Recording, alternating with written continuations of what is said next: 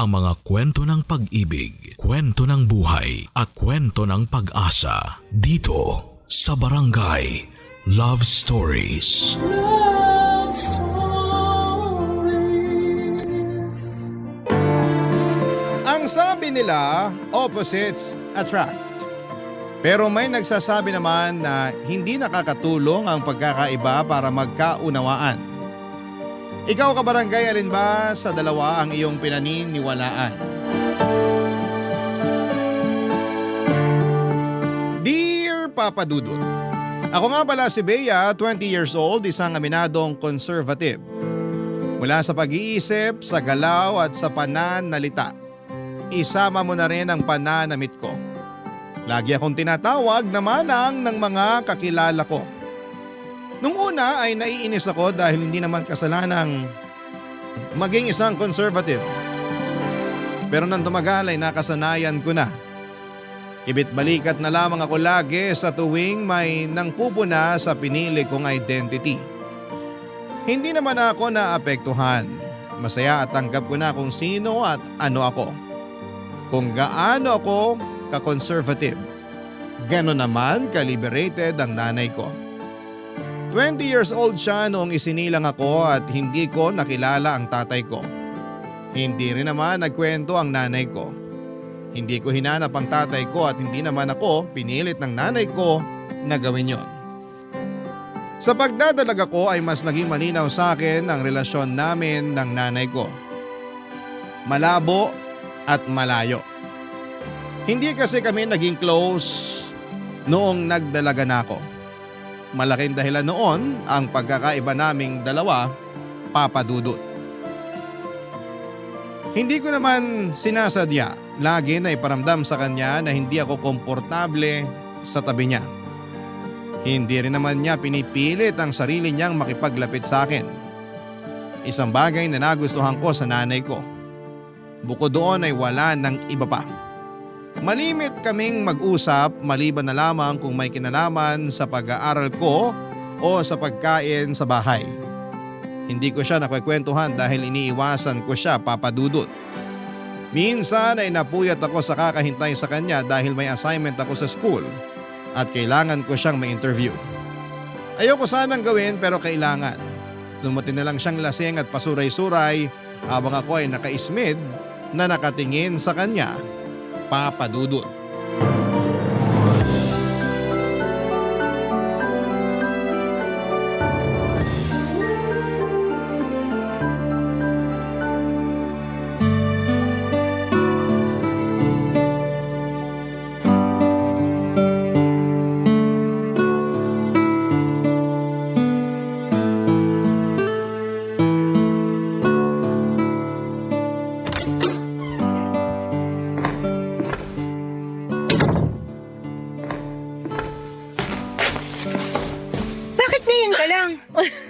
Nakakagulat ka naman. Ako nga ito nagulat sa'yo eh. Mag-uumaga na pero ngayon ka palang umuwi. Uwi ba yan ng matinong nanay? Inumaga na uwi, hindi na agad matino. Amoy alak ka pa. Kaya nga naman mga amoy sampagita ako pag nasa beer house. Hindi nakakatuwa, Nay. Ikaw naman, masyado kang seryoso. Ang alanganin kasi ng oras ng uwi niyo. Pinag-alala niyo ako eh. Ang sweet naman ng anak ko. Nag-aalala ka talaga? Nag-aalala ako sa sasabihin ng ibang tao. Lagi na lang kayong topic ng mga marites eh. Ano bang pakialam ko sa kanila? Kahit ulamin ko pa yung bote ng beer, wala dapat silang pakialam. Yan. Yang ganyang mindset mo. Yan, Nay. Kaya ka pinag-iinitan ng mga tao eh. Kahit umapoy pa sila, wala akong pakialam. Kailan ka pa kaya magkakaroon ng pakialam? Sa'yo. May pakialam ako sa'yo kasi anak kita. Kung may pakialam ka sa akin, sana umakto kayo ng tama. Wala naman kasing mali sa ginagawa ko eh. Masama ba na mag-enjoy sa piling ng alak? Single naman ako. Pero may anak kayo. At hindi naman kita pinababayaan. Alam mo yan. Pero akong napapahiya sa mga tao dahil sa mga kagagawan niyo eh. Bakit ako mahihiya? Krimen bang uminom ng alak? Dapat ka na bang ikulong kapag nagpapakasaya ka? Hindi ko na kayo makontrol, Nay. Hindi mo naman ako dapat kinokontrol. Dapat, sinusuportahan mo ko. Parang ginagawa ko sa'yo. Suportado ko ang pagiging manang mo. Hindi ako manang ah. Aba, narinig mo na ba mga sinasabi ng mga kapitbahay natin sa'yo? Mas manang ka pa raw kaysa sa mga lola ng lola nila. Wala akong pakialam sa sinasabi nila. Hindi ako susunugin sa impyerno dahil lang sa pagiging manang ko. Di parehas lang pala tayo. Wala talaga akong pakialam sa sasabihin nila. Apir nga tayo diyan, nanak. One time lang. Pwede bang maligo muna kayo para mawala yung kalasingan nyo? Ipaapir-apir pa kayo nalalaman dyan eh. Opo, nanay. Maliligo na po. Pasensya na po. At magkape kayo para bumaba ng amats nyo. Alam mo na mga alak lang at orange juice ang trip kong inumin. Nay! Apo, masusunod, mahal na mana, mahal na Reyna. Hindi na po ako natutuwa. Bakit ba ang init ng ulo mo sa lasinggerang nanay mo? May assignment kasi ako sa klase at kailangan kitang may interview para doon. Pero dahil sa kalagayan mo ngayon, mukhang imposible kong magawa. Interview lang ba? Sus! Kaya ko yan. Ilabas mo ang mic at ayusin mo ang sofa para kunwari nasa talk show tayo. Ikaw si Boy Abunda at ako ang guest mo. Ay teka, ikaw si Bea. Bea Bunda! Ang witty ko ron kahit lasing ako ha. Ewan ko sa inyo. Tulog na nga lang kayo. Maghahanap na lang ako ng ibang nanay na makakausap ko ng matino. Nagmarcha na ako palayo sa nanay ko at pumunta na sa kwarto ko, Papa Dudut. Pinagbagsakan ko siya ng pintuan para mahalata niyang hindi ako natuwa sa inaasta niya. Kaya lang alam ko hindi yun effective. Kilala ko ang nanay ko, hindi ito balat sibuyas na katulad ko. Kahit anong sabihin mo sa kanya, ipapasok lang sa isang tenga at mabilis lang ding lalabas sa kabila. Siguro'y na-immune na siya sa mga sinasabi ng ibang tao sa kanya mula sa umpisa. May mga alam naman ako sa nangyari sa nanay ko noon bago niya ako isinilang. Nakwento lang ito ng mga kamag-anak namin, Papa Dudut. May dahilan sa pagiging liberated ni nanay. Sa side ng family niya natanggap na yon. Pero ako na lang siguro ang hindi pa. Kahit magkasama kami sa isang bahay, hindi ko magawang masanay sa ugali niya. Nagmana si nanay sa pagiging liberated sa tatay niya, ang aking lolo. Palibasa, nagtrabaho sa Amerika ang lolo ko noong kabataan niya at naimpluwensyahan niya si nanay. Kabaliktaran naman si lola. Kay lola ko marahil nakuha ang pagiging conservative ko o yung pangaasar sa akin na isa raw akong manang. Nung nabubuhay pa ang lola ko, siya madalas ang nag-aalaga sa akin. Dahil si nanay ay ini-enjoy ang pagiging malaya niya at liberated. Inalagaan din naman ako ni nanay pero mas naging close ako kay lola. Dahil kaparehas ko siya, sa kanya ko nakuha ang values na pinangahawakan ko pa rin hanggang sa ngayon. Kaya naman sa tuwing nakikita ako ni nanay ay lagi niyang naaalala ang lola ko. Sa tuwing nakikita ko naman si nanay, naaalala ko sa kanya si lolo. Ewan kong balanse itong matatawag. Pero para sa akin ay hindi.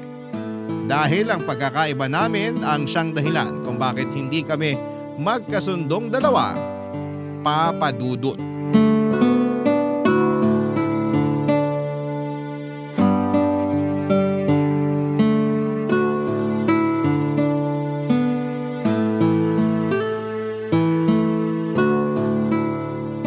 Saan ka pupunta? Imimit ko lang po yung best friend ko, birthday niya. Makiki-birthday ka sa best friend mo sa ganyang damit? Seryoso ka ba? Ano problema sa pananamit ko? Lahat! Disente ang suot ko. Di ka lang sanay sa ganitong pananamit. Hindi lang ako sanay makakita ng baduy manamit. Magpalit ka nga! Magkakasurais ako sa damit mo eh. Ayoko, magandang suot ko. Anong maganda? Tumingin ka na ba sa salamin?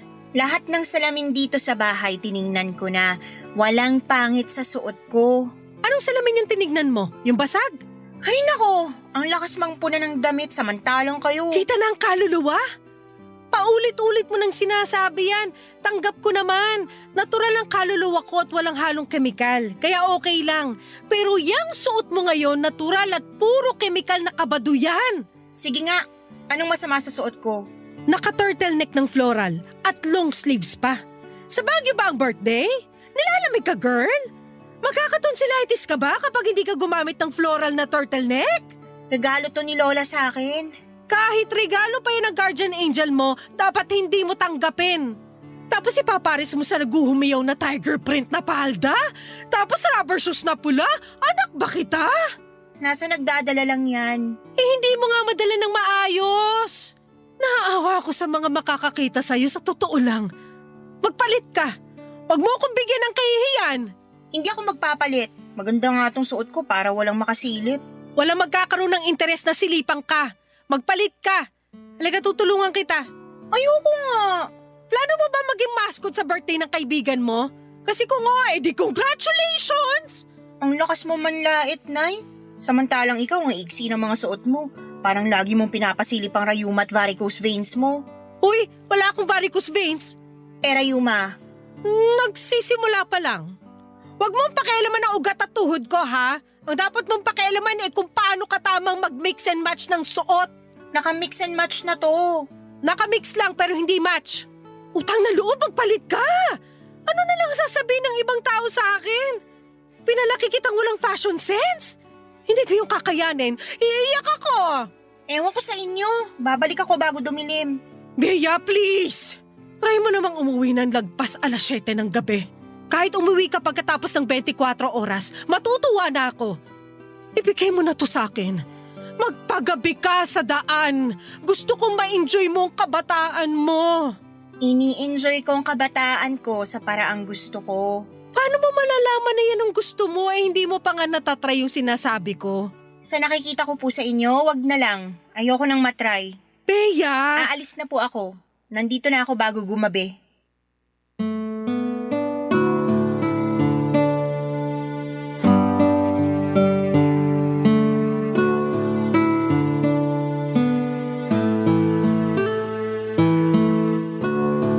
Papadudot nagmamadali na akong lumabas para hindi na makahabol si nanay ng satsat sa akin. Sa mga ganong sitwasyon lang niya ako madalas binubungangaan. Kapag napapansin niyang sumusobra na ang pagiging conservative o manang ko. Gusto niyang masubukan ko na magwalwal kasama ang mga kaklase kong nag-aaya sa akin sa inuman o kaya ay magpagabi. Pero hindi ko kasi nakahiligan yon. Iniisip ko pa lamang ay para na akong nasusuka. Hindi kaya ng sistema ko na lunukin ang lifestyle ng nanay ko. Marami pa siyang gustong ipasubok sa akin, Papa Dudut. Tulad na lamang ng makeup, ilang beses niya akong binibilhan ng makeup pero lahat ay pinamimigay ko lang. Bukod kasi sa hindi naman ako marunong gumamit noon ay hindi ko rin nakikita ang kailangan ko pang gumamit noon. Tanggap naman ang itsura ko, Papa Dudut. Hindi para sa akin ang makeup.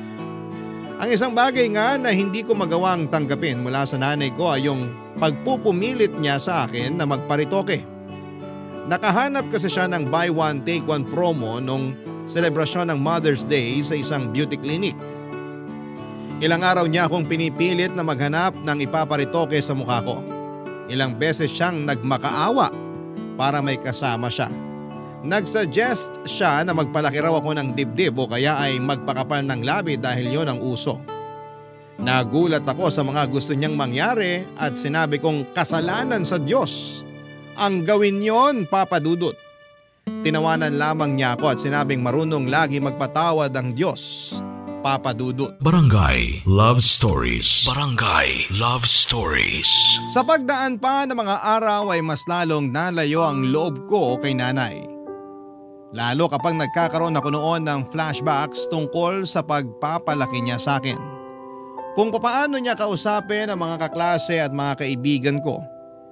Hindi na ako natutuwa sa kanya pero dahil nanay ko siya ay kinakailangan kong tiisin kung sino siya. Nangako na lamang ako na kapag nakapagtapos na ako ay magmamadali akong umalis sa poder niya.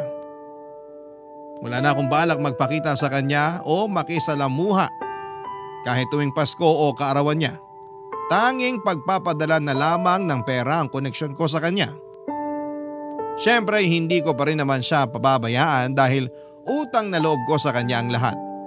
Pero pinangako ko na hanggang pera lang ang makukuha niya sa akin at hindi ang pangunawa ko. Mahirap lang talagang unawain ang mga prinsipyo ni nanay. Mahirap siyang unawain in general. Dapat nasanay na ako, hindi ba, dahil 2 dekada ko na siyang kasama. Pero hindi ko maintindihan ang sarili ko kung bakit hindi ko pa rin makuha ang punto niya sa buhay na pinili niya.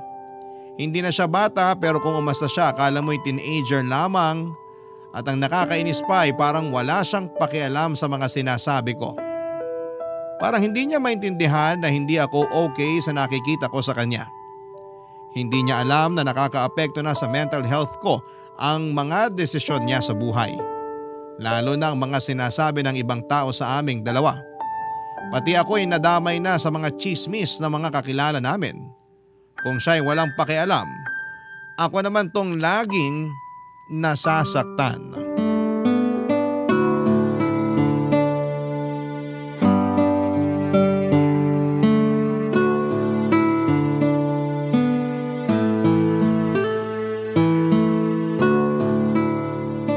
Nay! Ano na naman itong pinag-uusapan ng mga marites sa kanto natin? Aba malay ko, hindi naman kami close. Ikaw na naman ang tampulan ng chismis. Kung di pa ako napadaan doon sa tindahan ni Aling Miding, hindi ko pa malalaman na ikaw na naman ang topic. Ano na naman ba ang napansin nilang mali ko? Sige nga, isplok mo sa akin ang mga sinasabi ng mga perpektong marites na yan. Totoo bang namimigay ka ng kondom sa mga binata sa kanto natin? Oo, regalo ko yun para sa mga malilikot na binata. Mahirap na. Baka hindi pa sila handa magkaroon ng mga anak. Condom is the key. Hindi nyo ba alam na nakakahiya yun? Lantaran yung pinakita sa mga tao na inaabutan mo ng mga kondom yung mga binatang yun. Hindi lang inabutan. Pinagsabihan ko pa. Tsaka tinulungan ko kung paano gumamit. Baka mabutas nila di talo rin. Naririnig nyo po ba mga sinasabi nyo, Nay? Oo naman no. Mukha lang marumi ang tenga ko pero malinaw ang pandinig ko. Ang ibig kong sabihin, paano nyo nasasabi ang mga ganyang salita? Hindi dapat kayo namigay ng mga kondom. Na-video ka pa at pinakita sa akin habang nagbubukas ng kondom para ituro kung paano ang tamang paggamit. Baka lang kasi hindi nila alam baka hindi na ituro sa kanila sa school. Hayaan nyo ang mga magulang nilang magturo nun. Alam mo ba kung gaano ka-awkward para sa magulang na ituro yun sa mga anak nila? Lalo na tayong mga Pinoy. Hindi ka nga nahihiyang abutan ako lagi ng birth control pills buwan-buwan? At dapat nga magpasalamat ka sa akin kasi protektado ka na. Protektado ako dahil hindi ko naman ginagawa ang iniisip nyo. Mabuti naman pero kung balak mo na, Nay! hindi naman kita pinagbabawalan. Sino ba naman ako? Maaga nga ako nakabuo, diba? Hindi naman ako nagsisi dahil maganda ka at matino. At sana kayo rin matino. Namigay lang ng condom at pills, hindi na agad matino. Sobra ka namang mang-judge. Mas grabe pang panghuhusga sa inyo ng mga nasa kanto natin. Makahalata naman kayo. Alam ko naman yan pero hanggang kahulang naman ng mga yon. Hindi rin nila ako kaya, no? Huwag nga sila magmalinis. Alam ko lahat ng baho nila. Pasalamat sila, hindi ako interesadong pagpiestahan ng buhay ng ibang tao. Hindi gaya nila. Wala sana silang pagpipiestahan kung hindi ka pabigay ng mga ichichismis nila sa'yo. Kasalanan ko ba kung interesting ang buhay ko para sa kanila? Ako ata ang artista/vlogger dito sa barangay natin. Bawat galaw ko binabantayan. Pinag-uusapan. Paano hindi babantayan ang bawat galaw nyo? Sobra naman kasi ang ginagawa ninyo. Mukha lang sobrang ginagawa ko sa mga taong kulang ang pangunawa sa mga katulad ko. Ang hirap nyo rin kasing unawain. Lagi na lang ako napapahamak dahil sa mga ginagawa nyo. Pati ako nadadamay. Minsan ayoko na lang lumabas ng bahay dahil lagi na lang silang may sinusumbong sa akin tungkol sa inyo. Kahit magsumbong sila, ako pa rin ang kampihan mo. Kung alam nyo lang kung gaano kayo kahirap kampihan, Nay. Ang hirap! Kunwari hindi ako nasaktan sa sinabi mo. Tatanggapin ko yan kasi hindi mo pa rin ako maintindihan. Pero tandaan mo, magbubunga ng maganda tong pagiging pakawala ko. Kailan naging magandang pagiging pakawala? Basta, makikita mo. Napailing na lamang ako sa mga walang kwenta at walang katuturan na mga sagot ni nanay.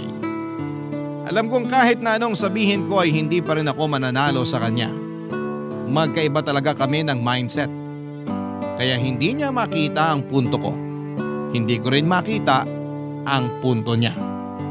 It's a tie. At yun ang nakakainis dahil wala ni isa sa amin ang sumubok pantayan o unawain ang mindset ng bawat isa. Aminado akong ipagtatanggol ko ang nakagisnang kong mga prinsipyo at ibang paniniwala sa tama at mali. Ganon din naman si nanay. Hindi rin niya basta-bastang aabandonahin ang prinsipyo at nakasanayan niya. Lalo't may edad na rin siya. Lalong matataga sa bato ang mga prinsipyo niya kapag tumagal at nadagdagan palalo ang edad niya.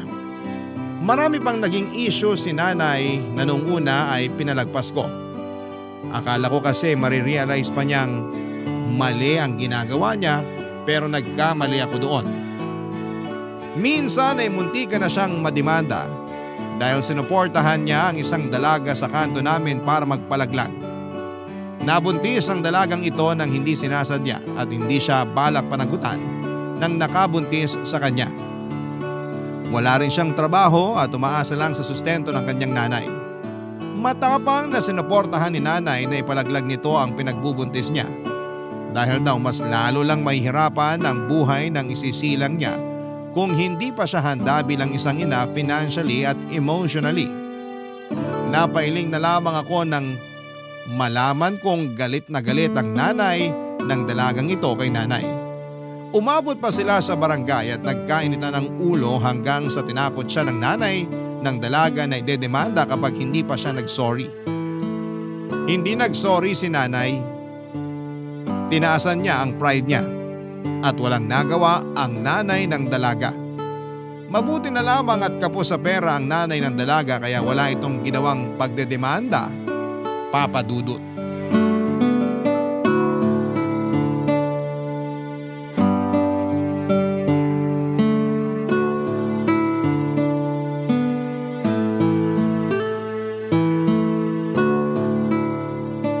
Nay, Ano yon?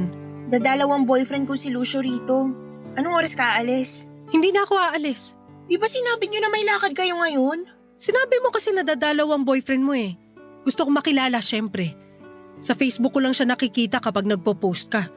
Gusto kong makaharap siya ng personal para makita ko kung gaano siya talaga kakinis. Nay! Oh, huwag mo sabihing mamasamain mo pa yung comment ko na makinis siya ha. Sobra naman na ata pagiging conservative mo niyan. Ayoko lang na nagko-comment ka ng ganyan sa boyfriend ko. Nakakaasiwa. Ang banal mo naman masyado. May kumakatok. Baka si Lucio na yan. Teka, bagay ba ang lipstick ko sa spaghetti strap na suot ko? Hindi. Ayos, bagay nga. Pagbuksan mo na. Lucio, napaaga naman yung dating mo. Na-excite lang ako na makita ka. Nakaalis na ba nanay mo?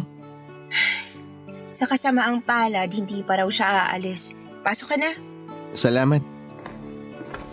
Hello po, magandang gabi po ma'am. Nanay na lang itawag mo sa akin. Makinis ka kaya gusto kita maging son-in-law. Nay! Bakit? Makinis naman talaga siya. Nasa lahi lang po siguro. Oh, Bea, narinig mo yon. Makinis ang lahi ni na Lucio. Kaya magpalahi ka na sa kanya. Chos! Nay, ano ba? Ikaw naman? Binibiro ka lang eh. Lucio, ilang taong ka na pala? 25 years old po. Ah, maganda yan. Mas matanda ka dapat sa babae para ma-handle mo siya ng maayos. Ang hirap pa naman pakisamahan nitong si Bea. Madalas lang po yung toyo niya pero kaya ko naman pong i-handle. Lucio? Ay tumigil ka, Bea. Banding namin to ng son-in-law ko. Nakakatuwa naman po kayo. Parang ang saya niyo pong maging nanay. Sobrang cool. Si Bea lang naman yung nagtatakwil sa akin. Yung mga kabataan dito sa lugar namin, gusto nila ako maging nanay. Paano hindi ka gugustuhin parehas mong pakawala? Ano yun? Sabi ko po, pakawalan niyo na si Lucio kasi kami naman muna ang magbabanding. Teka, may kondom ka ba dyan, Lucio? Nay, sobra ka na! Nagtatanong lang ako kasi sabi mo magbabanding kayong dalawa. Eh mali ko ba kung anong banding yung gagawin nyo? Gusto ko mag-iingat kayo. Wala po akong kondom na naitatabi. Akong bahala sa'yo. May natira pa ako mula dun sa mga pinamudmud ko sa kanto. Nagpamudmud po kayo ng kondom? Oo, buong araw. Hindi niya kailangan ng kondom. So ginagamit mo na yung pills na binili ko sa'yo? Nagpipills ka, Bea? Hindi. Bakit naman hindi? Sayang naman yun. Baka mag-expire. Yung iba pa naman nakuha ko lang dahil naka-promo. Dahil malapit na mag-expire. Gamitin mo na. Unahin mo yung mga mag-e-expire ngayong taon. Dali na. Lagi niyo na lang ako binibigyan ng kahihiyan. Ano bang nakakahiya sa pills at kondom? Malawak lang talaga isip ng nanay mo. Nakakatuwa nga eh. Hindi lahat ng mga nanay ganyan mag-isip. Thank you, Lucio, ha. Nakahanap na rin ako sa wakas ng kakampi. At dahil dyan, ako na ang bahala sa 1-year supply mo ng condom! Chos! Nainis ako nang magkampihan sina Nanay at Lucio Papadudot. Pinagkaisahan nila ako. Marami pang binida si Nanay sa pagiging liberated niya. Nakahanap kasi siya ng kakampi kaya ang lakas ng loob niyang bumida sa mga bagay na hindi naman tama. Hindi na nga ako sumasali noon sa usapan nila Papadudot. Tuwang-tuwa si Lucio habang nakikinig kay Nanay. Habang ako naman ay nagpipigil na mainis. Ayoko lang ipakita na bad trip na ako noon kay Lucio. Kaso hindi rin makahalata si Lucio na hindi na ako komportable sa usapan nila ni Nanay. Nainis akong lalo dahil alam naman niyang conservative ako pero harap-harapan niyang pinakikita na mas pabor siya sa pagiging liberated ng isang tao. Nagtatampo man pero sinikap kong hindi yon ipakita sa kanilang dalawa Papadudot. Lalo't nakita kong nagkakasundo na silang dalawa. Siguro'y nagustuhan kong makita na magkasundo ang nanay at boyfriend ko kahit na hindi ko gusto ang paraan nila ng pag-uusap. Hindi rin kasi conservative si Lucio at hindi rin naman siya liberated katulad ni Nanay. Nasa gitna lamang siya. Pero noong pagkakataong nagkaharap at nagkausap na sila, parang na-recruit na ni Nanay si Lucio para maging katulad niyang pakawala. Hindi na ako natutuwa. Kaya naman hinila ko na si Lucio at sinabing may panonoorin pa kaming pelikula sa kwarto. Tinukso kami ni Nanay at sinabing baka magpanggap lang kaming manonood pero iba naman pala ang gagawin namin.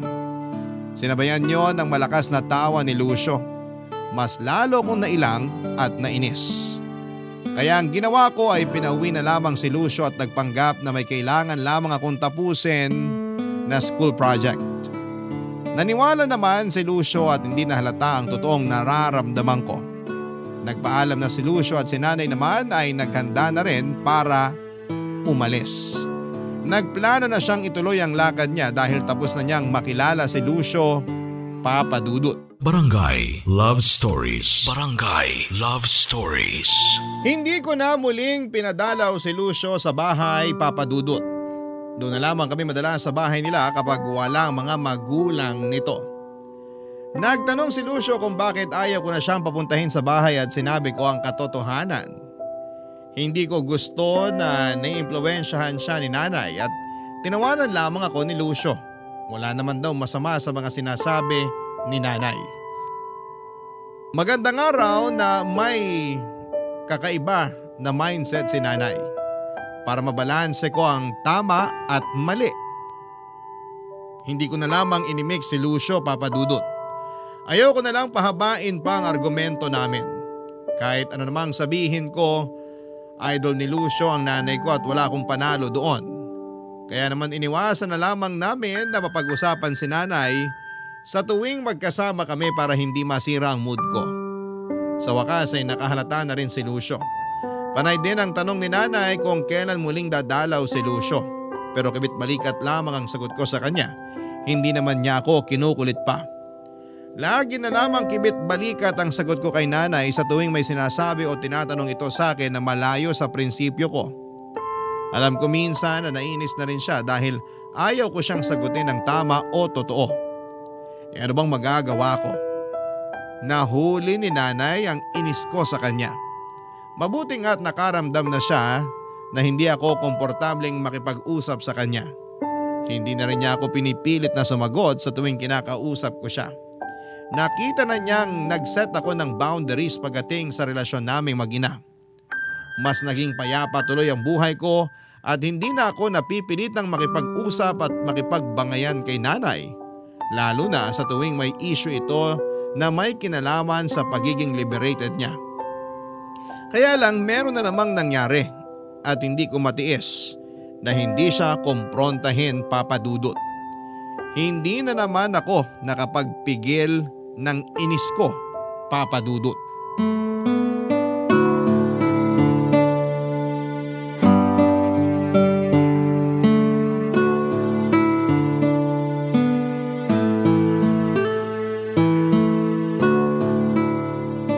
Nay, mag-usap nga tayo.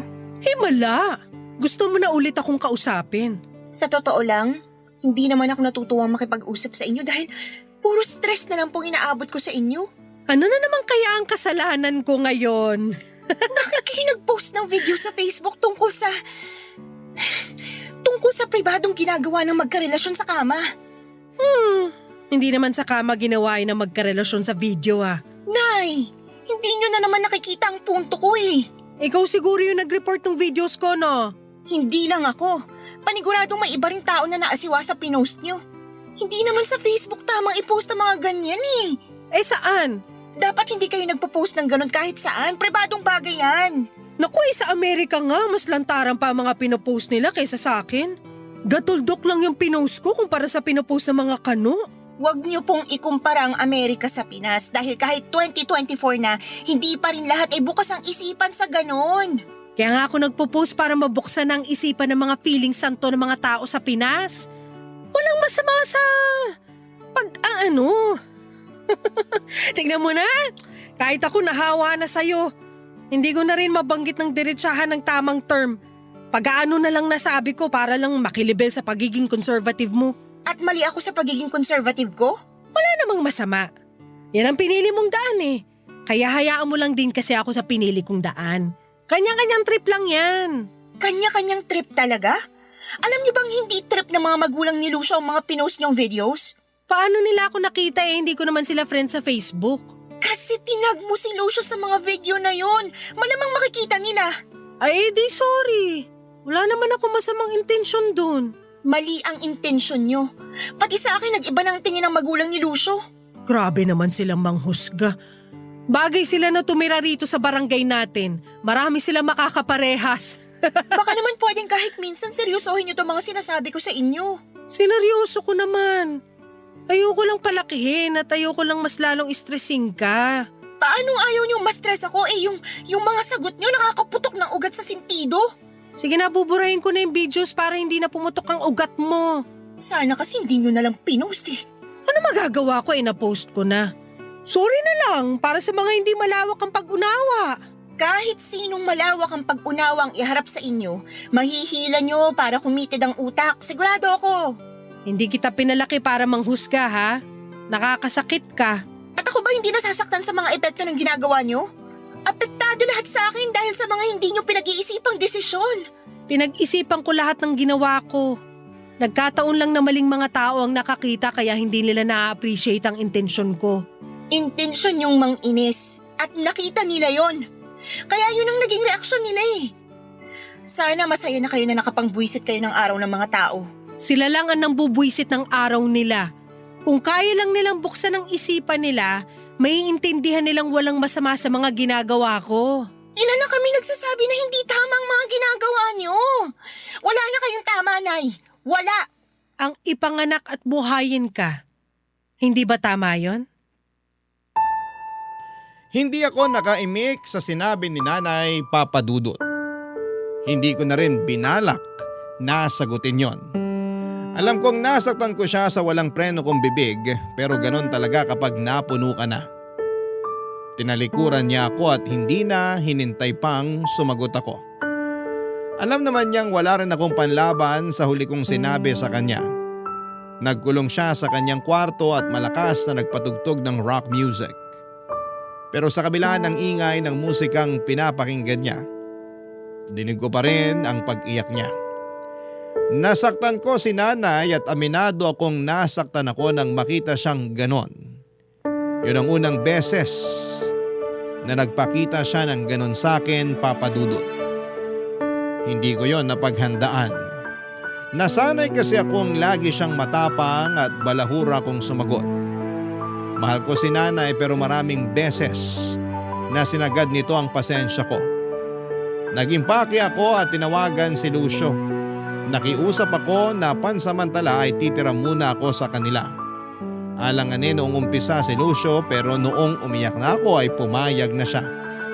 Pansamantala lang naman ang pagtira ko kina Lucio. Nagpapalamig lamang ako sa mga nangyari sa pagitan namin ni nanay. Babalik din naman ako sa bahay namin at hindi ko pa kasi kayang harapin noon dahil alam kong magkakailangan pa kami. Nag-iwan ako ng sulat kay nanay na pansamantala ay magpapasama muna ako kay Lucio.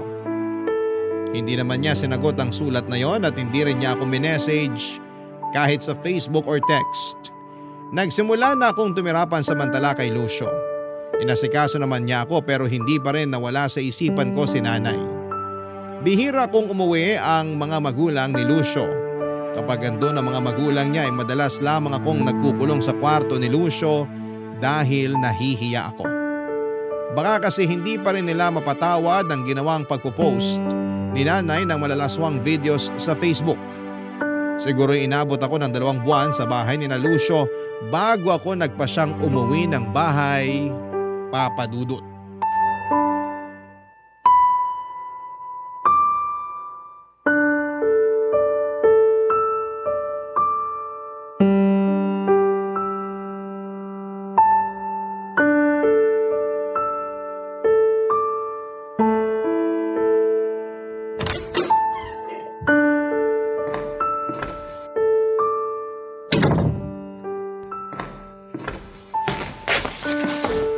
Nay, Uuwi ka pa pala.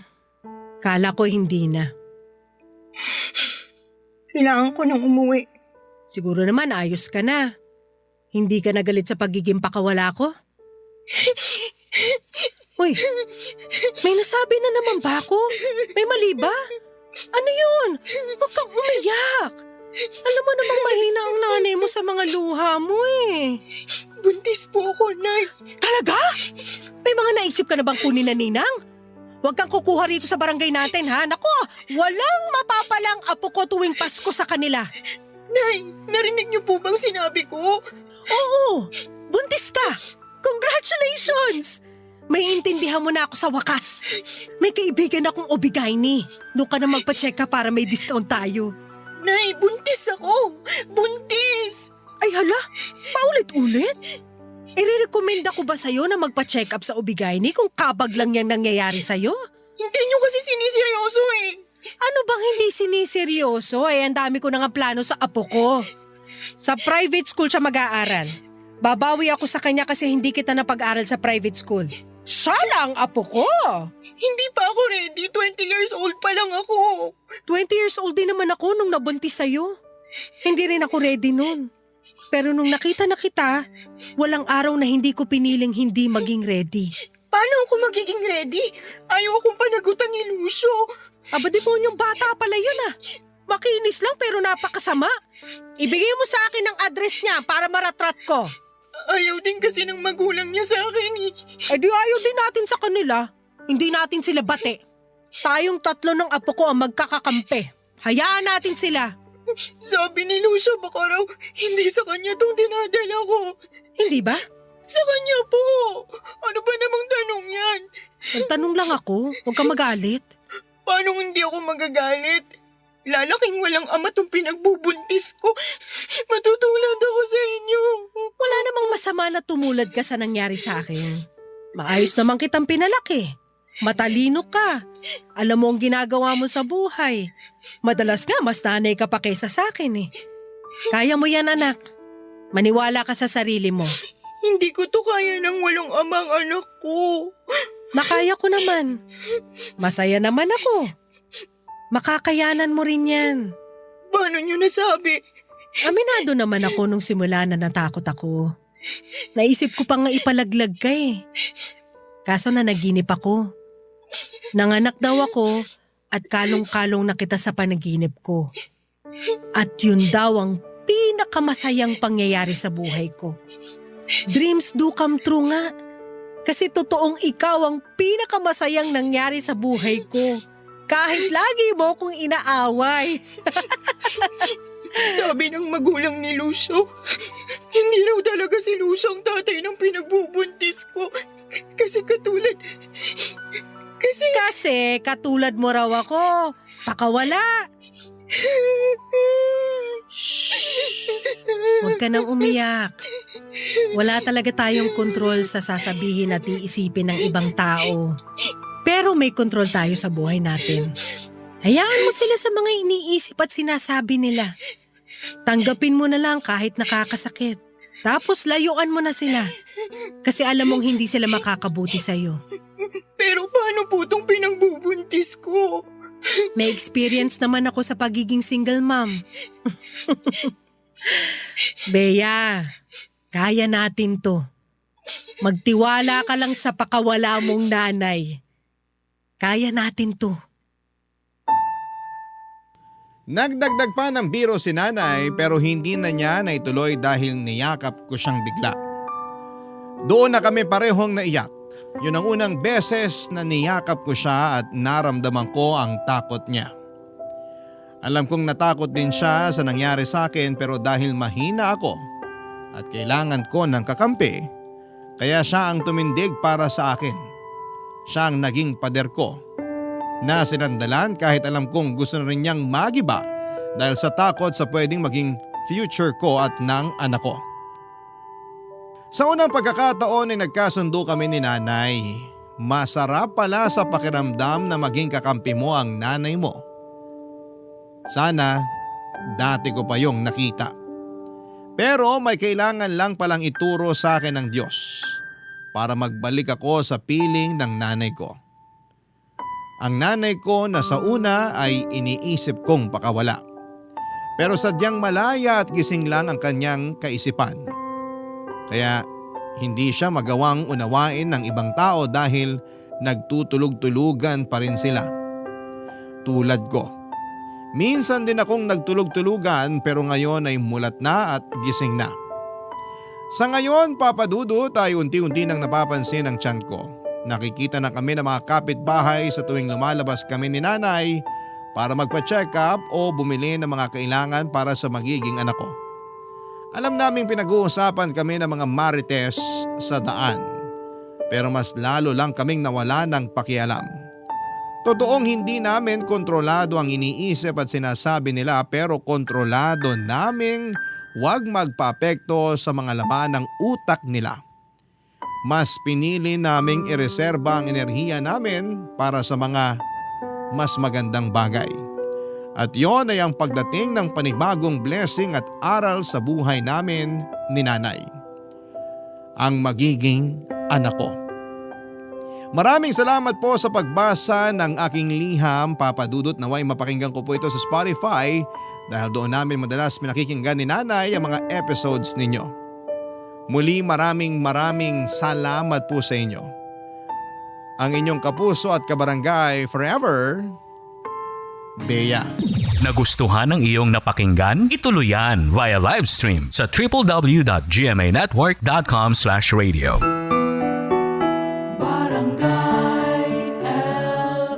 In Mega Manila, 97.1. Forever.